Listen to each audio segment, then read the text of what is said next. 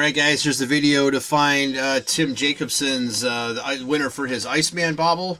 We will check the time here, February 25th at 9:48 p.m. I'm going to go over to the raffle and type live.